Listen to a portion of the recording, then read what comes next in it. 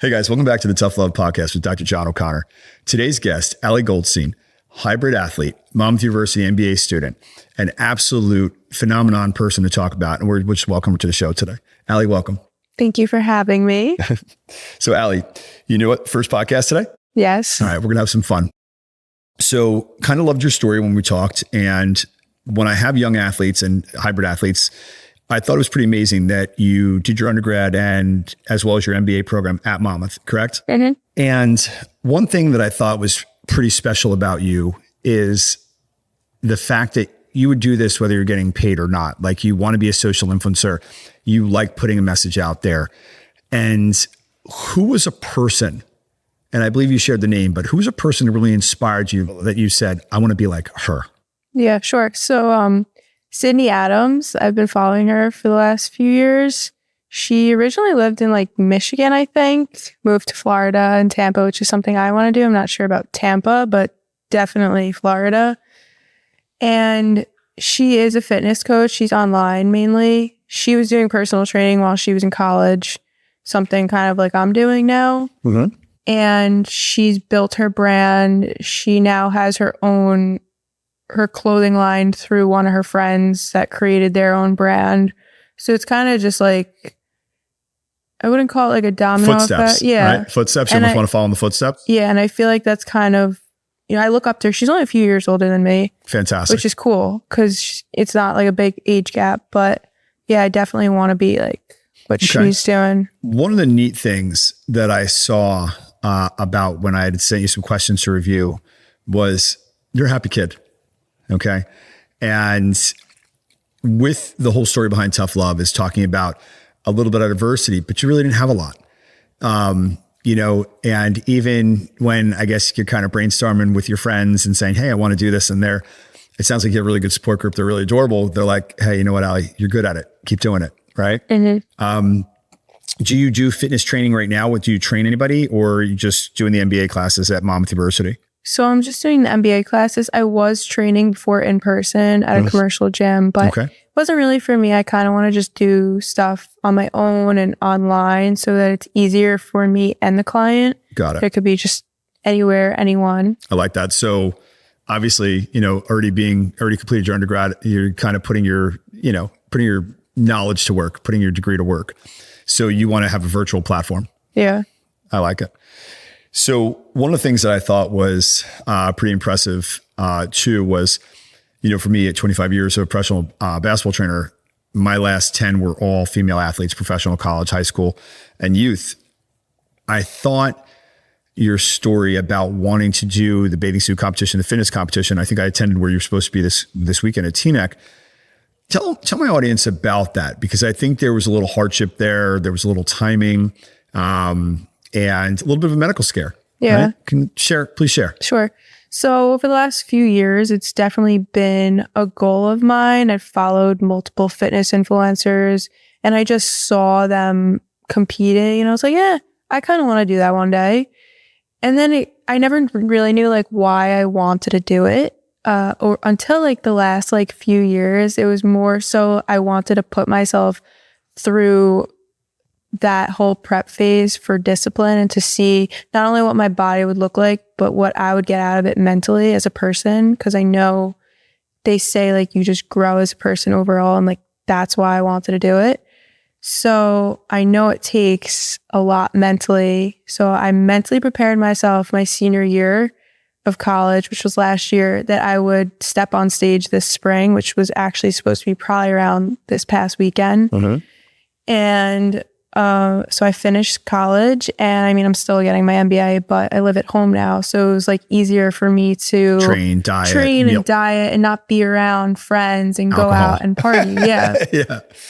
So I was so excited. It took so long to like find a coach that I reached out to so many coaches and they weren't for me until I found this one coach and her husband, loved them. And it was like a perfect match. They weren't the ones from Freehold, were they? Where? Well, they weren't from Freehold, were they? No, okay. They were in Long Branch. Okay. But I was so excited. I met them in July and she told me I'd be ready in November. And I was like, okay, I'm not ready yet. but which was cool because I was like, wow. And so many people like outside of in the gym were always like, are you prepping for a competition? And I was just like, no, like, which kind of got me going, kind of like fueled the fire a little good, bit. Right? Yeah. You felt good. You're like, okay, I'm going in the right direction here. Yeah. So she told me, all right, we're going to start January 1st. We'll be good. Like, you're in great shape. Don't worry about anything. When we start, you'll just be like cutting. I was like, all right. So right before I left for Texas for the summer shredding show that I went to go see the bodybuilding, I was like, I just want to get my hormones tested just for the fun of it, just to see, like, I know people have done it. So I just wanted to see. And all my results came back. I had no idea how to read them. I sent them to the coach and she was just like, this isn't good.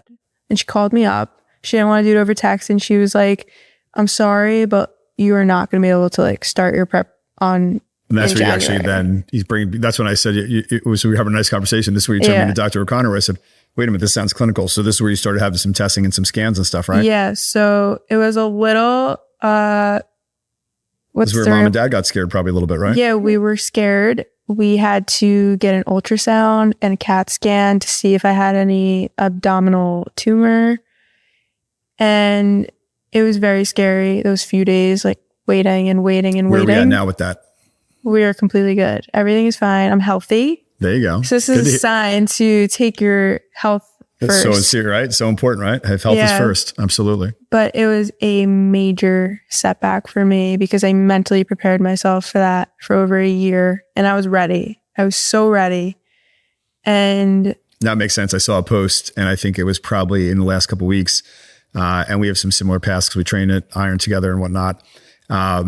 And I think you were reflecting and mourning a little bit that there was a change, right? You wanted to do it no different than a professional athlete or, it's a sport and you wanted to have your moment. Yeah. So when are we registering for the next show?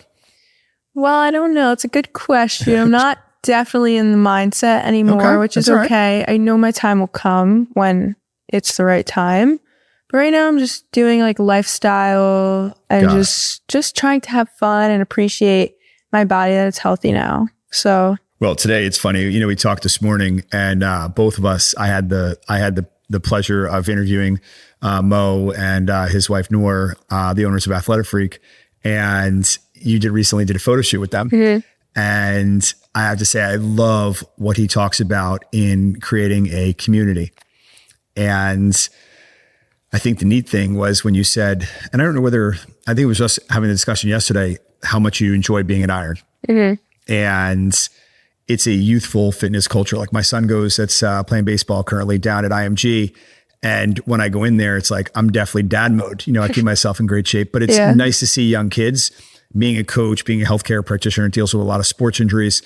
I like to see how they interact. Yeah. And I think one thing that, as I have a daughter that's a few years younger than you, that I think that our audience and our female audience should listen to is, I loved when I asked you, not so much about body shaming or like when you look at other people's bodies when you get ready for this, you said something that it really touched me in a positive way. And I thought, I was like, that's one of the reasons why you're on the show today is they weren't competition. Mm-hmm. And even right now I can see in your face, you're like, I was like, yeah, that's important because so many girls are out there, and I've seen this over the years, and athletes that I've worked with, whether it's self body shaming or mean girl syndrome or whatever the case may be. I was blown away with that confidence. And even like when you talk now, you're in front of me, I could hear it on the phone, but now I could see it in your body language. Where'd that come from? Was that like your parents? Was that a sport? Did you dance? Did you cheer? Is that just you? Like, or did I touch it to it? All the above. All the above. Literally all the above. Yeah. I did every sport. I did dance. My parents always cheered me on and always pushed me to be my best self. I have 3 older brothers, so I feel like that's where a lot of it comes from too, because they always they teach me, who not to be, who to be. Don't talk to him, I'll kill him. Got Literally. It. But yeah, I feel like it stems from a lot, Okay. I think that's important, but I will tell you that's definitely a message. And as you advance in social media space, and I think you will go far and wide, don't forget that one because that's super special. I think I do follow a couple female influencers, but more the athletes because that's my background. But I will tell you, as I come into interaction, as my podcast is growing, seeing a young student still, right? A master's student, nonetheless a student, that is probably the biggest gift you can give when you're broadcasting to the world a story of confidence. Be grateful. And I said it yesterday, and you came right back and go, no, I don't compete or want to look like anybody. I'm very happy with how I look and what I am. And that in itself could be your brand, right? Like love you, right? And, you know, and that's the neat thing about Athletic Freak in the community that, you know, today's sponsor is Mo was absolutely hysterical during the interview, right? And he's like, here I am, you know, and he's telling about his background, his ethnicity, and there's no triathlon athletes. And he's saying we're to train. His family is doctors and scientists and pharmacists and this and that. I go, this is moronic. What are you doing? This is, you're a freak. Why are you training so hard? And he goes, exactly. Yeah. That's my passion. Yeah. And his family, and, you know, and people say to me, like, I'm over more than twice your age and I'm going to be 50 in 28 days. And, you know, I just had my body fat composition done. Everything's single digits. And I said, you know, I'm going to double down. I have 28 days till I'm 50.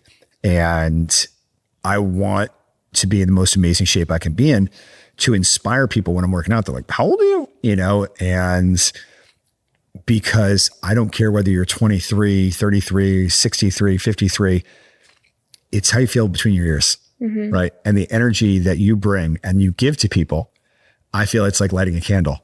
Right. And if you can bring light to a room and you can inspire somebody, you can do it too. All right. Like a story that I tell all my patients when they're like, doc, you're so fit. During COVID, I got hurt really bad.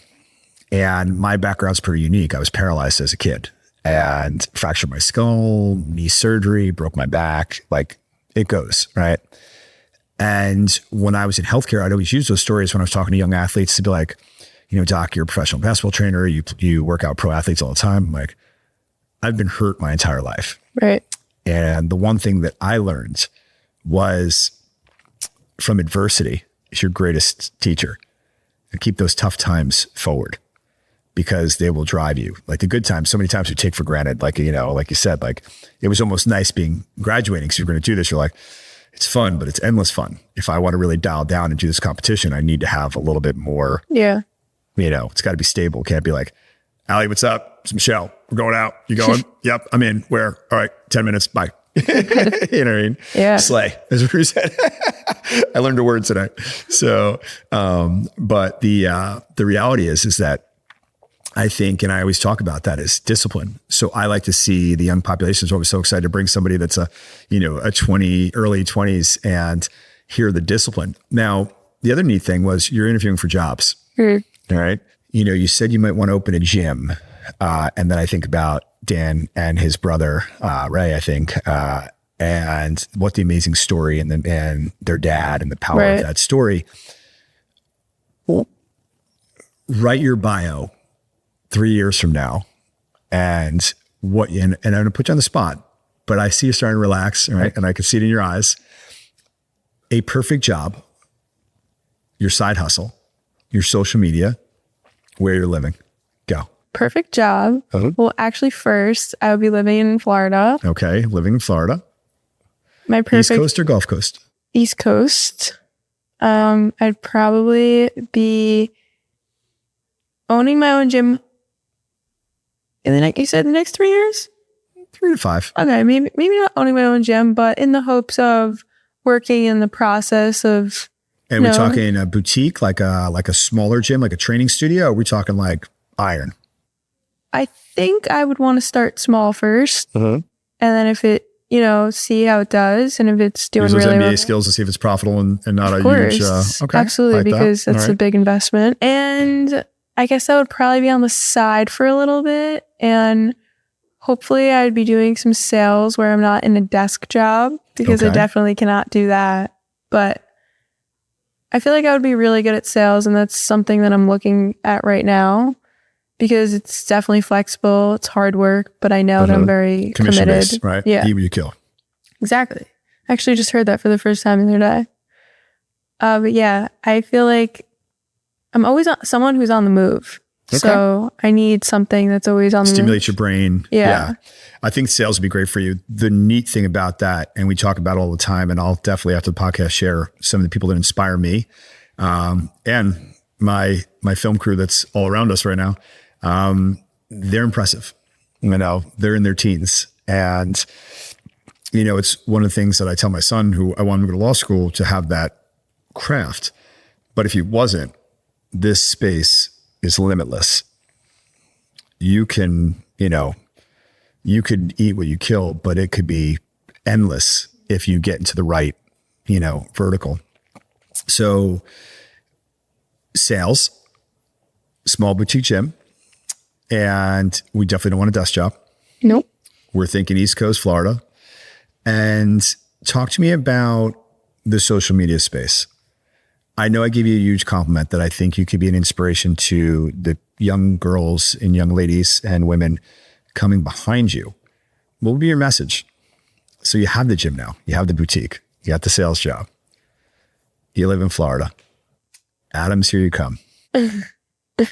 I just want people to be confident within themselves. Okay.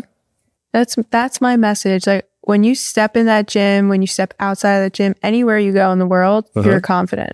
Got it. So bring that with you wherever you go. I like that. Yeah. So it's funny. So I think that your community is going to be confident females, right? That's what you want.